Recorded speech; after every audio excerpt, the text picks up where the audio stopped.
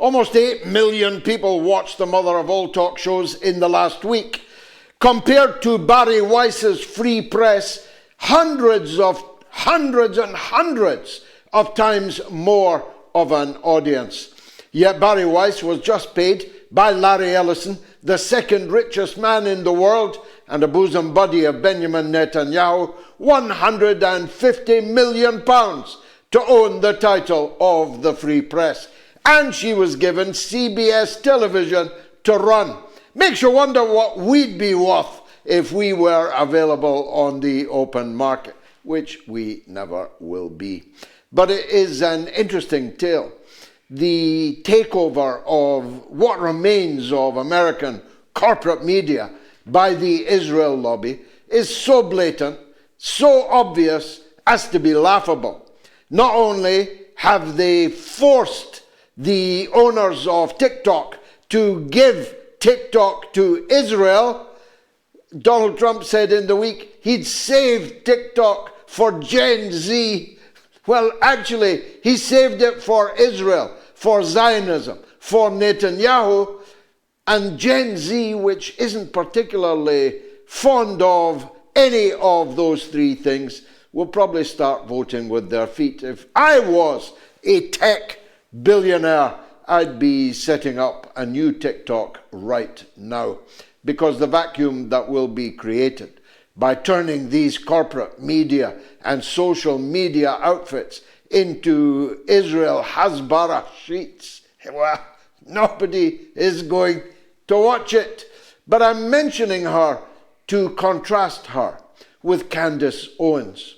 Now, I've never met Candace Owens. I've never communicated with her in any way. She's never acknowledged my existence. But I think she is on the verge of sainthood. She is indefatigable to the extent that she has now sent all of her material, all of her papers, to a list of influencers as a kind of dead man switch, because she too fears meeting the fate of Charlie Kirk.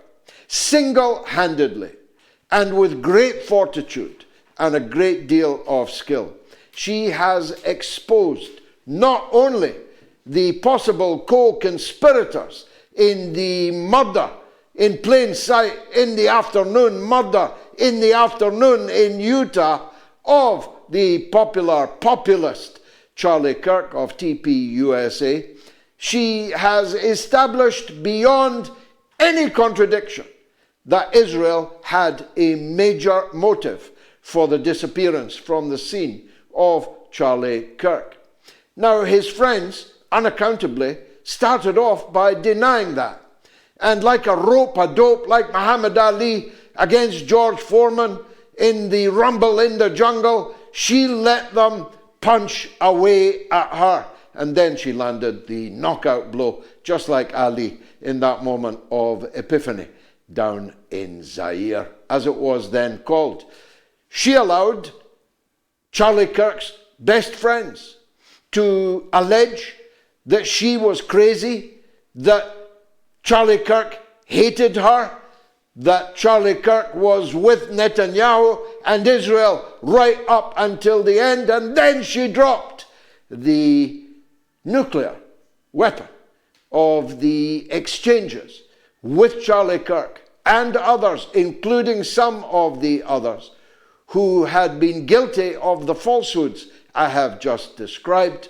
She dropped the ultimate bombshell in which it is plainly stated by Charlie Kirk that he is being bullied and threatened by the Israel lobby, that they are withdrawing millions of pounds in dollars in funding from his organization, and that he isn't going to put up with it any longer, and that he is intending to withdraw from the pro-Israel lobby. So a motive is thereby established. Here was a man with the world at its feet, the conservative youth world of the United States, at least, though his influence went right across the English-speaking world and beyond that, also into the Spanish-speaking world. His mixture of conservatism, of traditional values, and of belief in Jesus, belief in God, had a very powerful, powerful medicine. Now, if such a man, with millions of followers, with hundreds of thousands of chapters, was to leave the pro-Israel lobby, could not take Netanyahu any longer, believed that Netanyahu was leading America to disaster, if he had acted on that which he said on the eve of his death, 2 days before his death, that would have been curtains for Netanyahu, curtains for the Israel lobby. No matter how many thousands they throw at social media influencers, no matter how many millions or hundreds of millions they throw at Barry Weiss, who is she, by the way, if they had lost the support of Charlie Kirk and TPUSA, it would have been curtains. Already, said Megyn Kelly, everybody under 30 hates Israel. Well, that was hyperbole. Not everybody, but those that didn't were followers of Charlie Kirk. And all of this, all of it, every last bit of it, has been exposed by one person, Candace Owens, who I happen to believe is sent by God. She's black, she's beautiful, she's married, she's a mother, she is wholesome, she is apple pie, but she is made of steel, a woman of steel.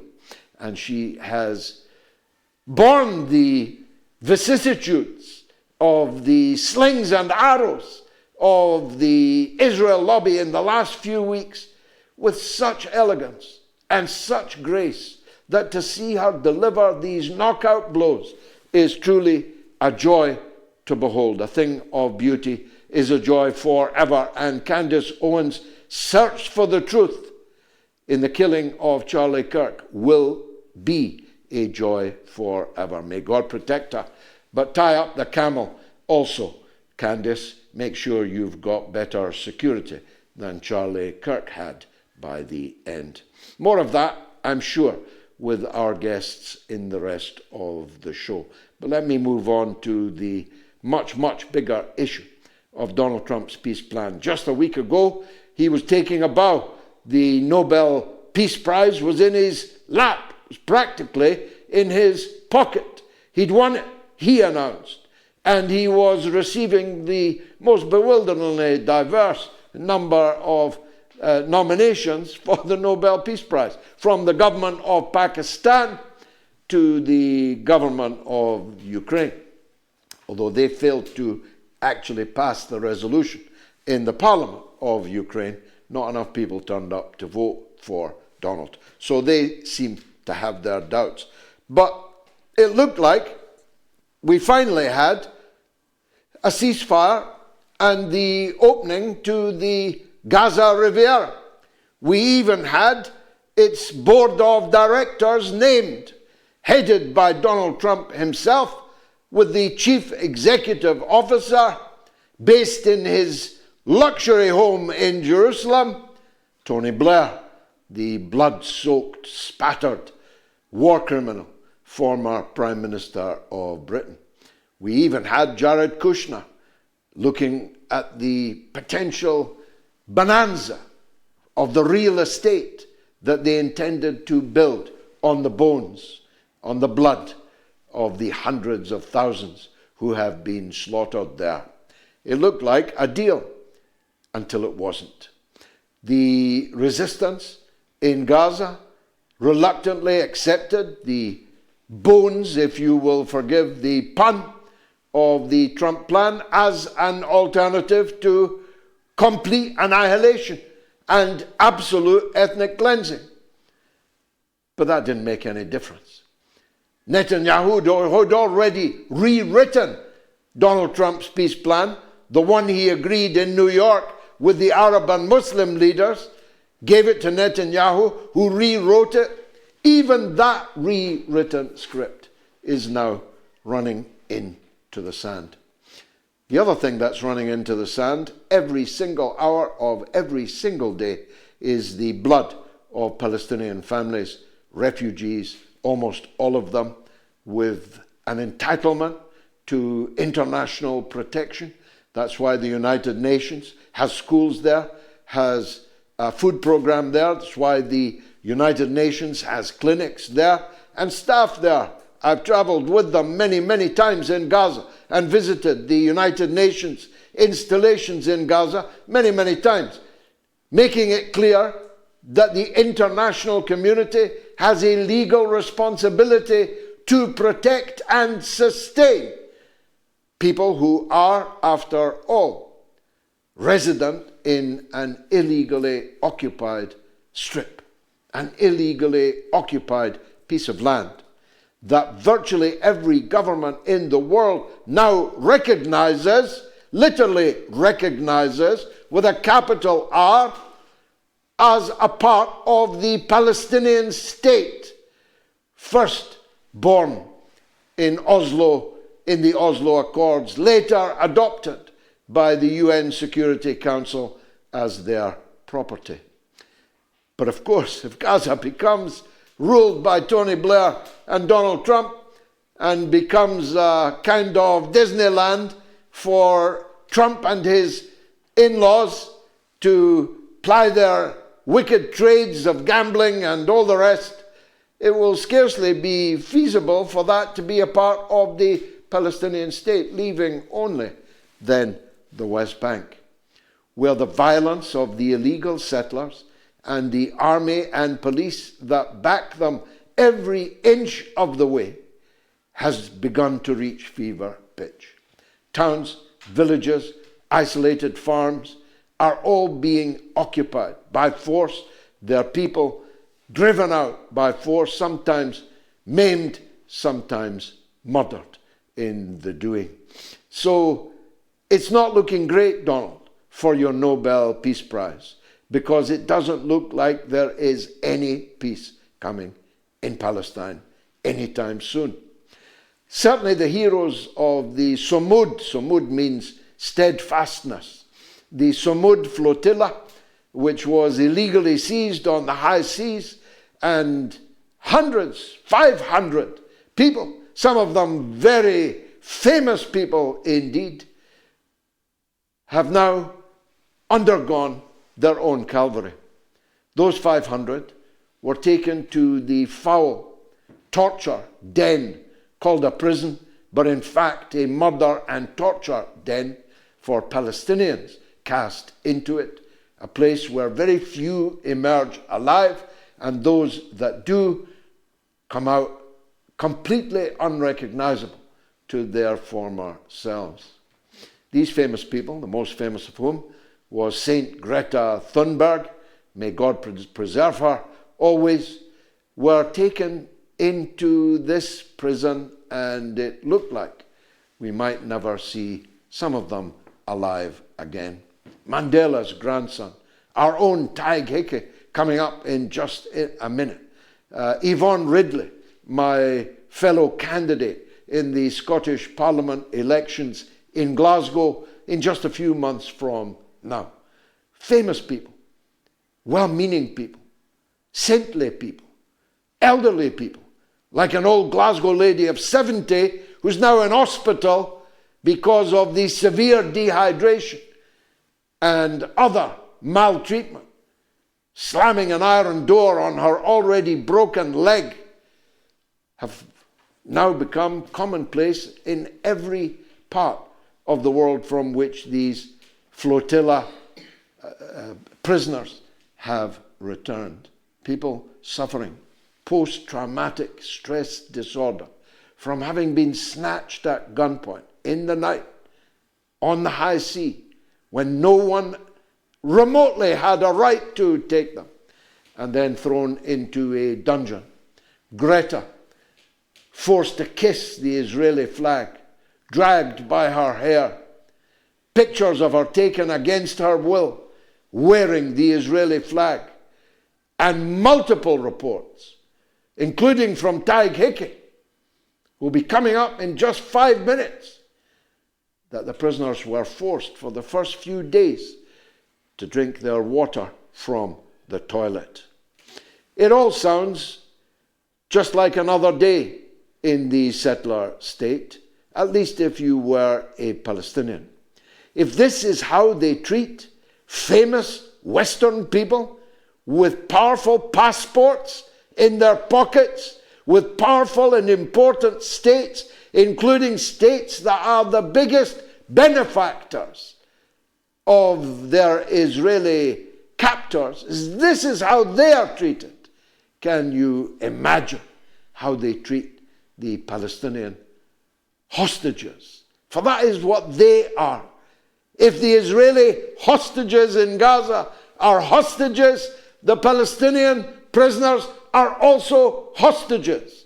If they're not hostages, then they're captives, just like the Israeli captives that Donald Trump boasted would soon be home. But it's all, as I say, beginning to go sour. The governments of the West responded miserably to the theft of their own boats with their own flags on them, and to the illegal capture, kidnap of their own nationals. Some of them did better than others. The Irish government didn't do well, but it did a little bit better than the British, which actually arrested at London's Heathrow Airport many of the British members of the flotilla.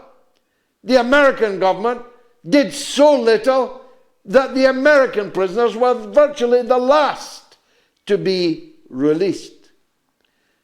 These governments, including the Australian government, have just demonstrated all over again that Israel and its citizens are more important to them than their own country and their own citizens. And speaking about the Australian government, my guest in the second hour is Chris Hedges, one of the finest newspaper men and academics in the world. In a sane world, he'd be working in the White House, if not at Foggy Bottom as the Secretary of State itself. Chris Hedges is a Pulitzer Prize winner. He's the former New York Times bureau chief in the entire Middle East. Anyone in their right mind would turn up to see him, to hear him. And the Australian National Press Club seemed as if they wanted to hear him too. Certainly, he was booked to address the National Press Club in Australia until, under Zionist pressure, the National Press Club slammed its door on a Pulitzer Prize winner and the former New York Times bureau chief in the Middle East. You couldn't make it up, but you don't have to make it up. They're doing it for you, these heads of government, arses of government, not heads. Every one of them should hang their heads in shame. I'll be right back with Tig Hickey, just off the boat, in a couple of minutes. Stay tuned.